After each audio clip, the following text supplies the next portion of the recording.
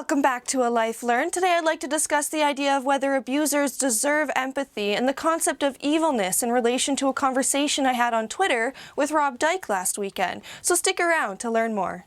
An idea can escape. Ideas are bulletproof.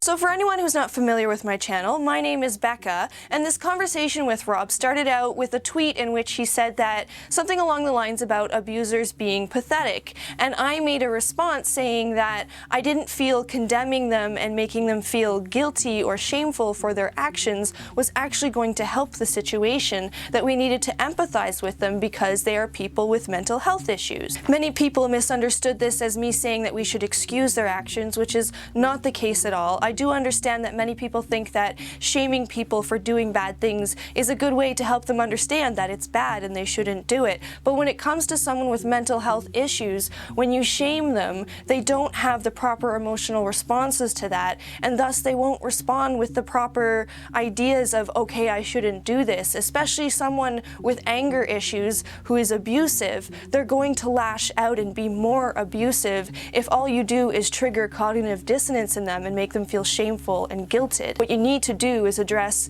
where their mental health issues are coming from, why they're happening, what they're not understanding about their actions being wrong, and then address it that way in order to fix their behavior, because that is possible with abusers. But I did get rather overwhelmed and frustrated at certain points that people weren't really understanding the concepts I was trying to convey, so I did say a few things that basically involved me putting my foot in my mouth. They weren't exactly accurate, and so I do want to correct those. And the first thing being that some people seem to think I was excusing abusers' actions by saying that they need to be empathized with, and that's not the case at all. To empathize does not mean to excuse. So further on into the conversation, Rob noted that he believed that some people can just be abusive or bad people without actually having mental illness. And though it is true that people can be corrupted into doing bad things who are otherwise generally good people with good intentions, this doesn't mean that they aren't now mentally ill. This is one of the big misunderstandings that relates to this subject for people, is that a lot of people have this narrow and limited idea of what mental illness can be, and they seem to think that you are or you aren't it and that you can't develop it, and you very much can. You can be put into a situation or an environment that warps your mental state and basically makes you mentally ill. So yes, perfectly mentally stable, perfectly capable people can be put into situations where they do corrupt things, where they do evil, bad things. But the only reason they actually did these evil acts, these bad acts, is because the environment, the system, the situation that they were in combined with themselves, their own idiosyncrasies, to create mental health issues, mental dysregulation, emotional dysregulation. A lot of things people don't understand about mental illness is it's not as simple as schizophrenia or bipolar disorder or depression or all these extreme issues that we hear about on the media.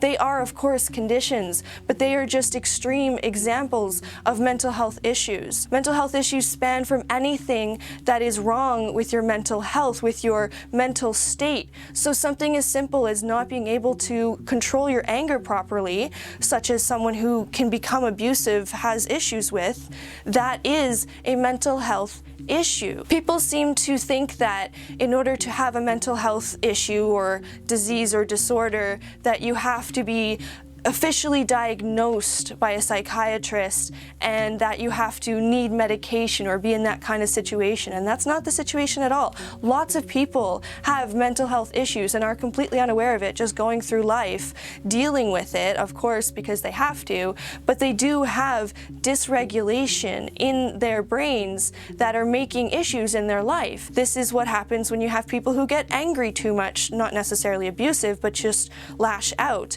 This is what happens when you have people who cry right away instead of being able to control their emotions. And this is the case of people who get overly anxious in situations. Now, we know of anxiety disorders, but there are varying degrees, is what I'm trying to say. And so the point here is, in the same way that the flu is an illness and cancer is an illness, but they're both at very different extremes, so are emotional dysregulation and bipolar disorder, but they're both mental health issues. And so yes, a person does actually actually have to have some kind of mental health dysregulation in order to be an abusive person, in order to enact abusive behaviors, because these are always the result of a personality disorder, a dissociative disorder, some kind of dysfunctional upbringing which leads to emotional dysregulation, all of these different things which relate to mental health issues. This has been proven within psychology in a lot of different papers and studies. So it's important to note that abusers aren't just bad people. And this is a very big part of the conversation as well, is labeling people as bad. We got further into the conversation where, when I was getting more and more overwhelmed, he started to discuss evilness, and I actually went so far as to say that evilness doesn't exist. And I would like to say that that was a little bit of a dumb statement, but at the same time, in reality, it doesn't exist. Evilness is discussed in psychology. So again, a dumb statement for me to say that it's not in psychology. But what it is a model. It's used as a behavioral model to discuss real world things such as personality disorders, narcissistic personality disorder, borderline personality disorder, dissociative identity disorders. It's used to discuss how these mental health issues, along with other nuances within life, combined to create evil behaviors. But it is not a real world thing that people actually are at all times. Using the term bad or evil to describe other people creates very much a concept of us versus them. It makes this idea that I am good and they are bad, and thus I cannot do bad. And that is not a very healthy way to look at things, because it's not true. A lot of people hold the idea that there's this very impermeable fixed line between good and bad, or good and evil. And in reality, not only is that line permeable, but it's actually completely fabricated. It's not real at all. It's all just a giant grayscale of behaviors. Anyone can be made to do a bad behavior if their mental health is warped and manipulated and twisted enough, and basically made ill enough. In the same way that many people with mental health issues, with help, can be made healthy again, can be made functional, can become fully functioning parts of society, even still coping with their mental health issues with help. Because in many cases, these illnesses are just like the flu. They can be healed from. It just takes work, therapy, sometimes medications, but above all, understanding. One of the hardest things to deal with when it comes to mental health issues is all the stigma and everyone around you thinking that you're going to kill them because you have a mental health issue, which is, one end of the extreme, or thinking that you're an evil, terrible person that can never change, which is what we're discussing now in terms of the case of abusers. And so attaching the label of bad doesn't help the conversation, because all it does is create that idea of us versus them. And in terms of badness or evilness, there really is no definitive definition or way to analyze it. It varies.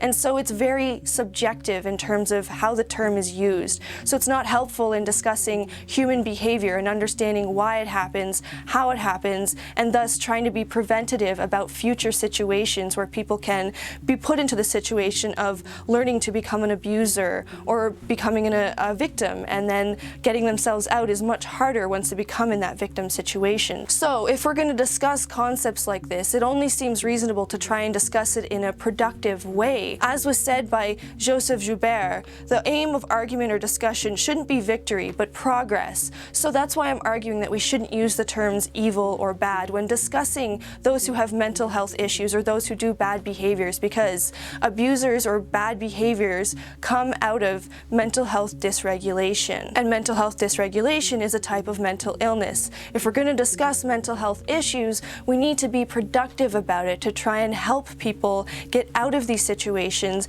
get healthy again, and prevent people from ending up in these situations again. So in order to do that, the idea is to discuss it in a more emotionally neutral way, to not use emotionally charged terms like evil or bad, but to discuss them in terms of the personality disorder that the person is dealing with, or the emotional dysregulation, so in terms of an abuser, that they have anger issues. So in the end, I made the argument that evil didn't exist because I more meant that it doesn't exist as a real-world concept. It's more a psychological model. And again, when we're going going to be discussing mental health issues, it's more productive to talk about real-world things, real applications, and be considerate of the whole picture, not just creating this one-dimensional idea of a person by calling them bad or evil. So Rob, I'm really sorry for the misunderstanding. I really don't think Twitter is the greatest place to discuss such in-depth things, but at the same time I think it's really awesome that you engage your audience so much and get such conversations going with people, because I mean, people really do need to think about these things more in their lives. It is real-world things that do happen, and so it's great that you try to bring such awareness about. But that's why I'm saying that we should try to be more emotionally neutral when discussing such things, because condemning someone's behavior is only making you feel emotionally justified in discussing the type of behavior that they've had. It doesn't actually help anyone better understand them. It doesn't help that person out of the situation, and it doesn't help prevent anyone from getting into the situation. We need to realize that we're all human. We can all do good and bad. We can all get mentally ill out of situations. It's very possible, and by empathizing we can prevent it from happening to other people and ourselves. So I hope that you understood my main point here was just to be more empathetic, and that empathy does not equal excusion. As a psychologist that I really like said, psychology is not excusiology. It allows you to better understand them for future prevention, not to say that their actions were okay, because they were not, and everyone is responsible for their actions. To have a mental illness does not mean you aren't responsible for your actions in some sense. It just means that there's some context around it so that people can have better understanding of why you did it and help you out of it. And hence me wanting to discuss this with you, Rob, because considering how big your audience is, there's a lot of people watching who could have mental health issues, who could be abusers and not even recognize that they're abusive people, but they don't want to recognize it because they feel shameful of it and because they don't want other people to shame them for it. So if they can actually recognize their own behavior and go seek help for being mentally ill without being condemned for their behavior, without being told that they are evil and that is who they are from now on forever, that is the real answer to these issues and to discussing these issues, because it's actually helping people. It's getting people out of those circles of abuse and those mental health circles of endless hate and self-hatred and spreading hate, because when people don't get help for their mental health issues, that's where things really do get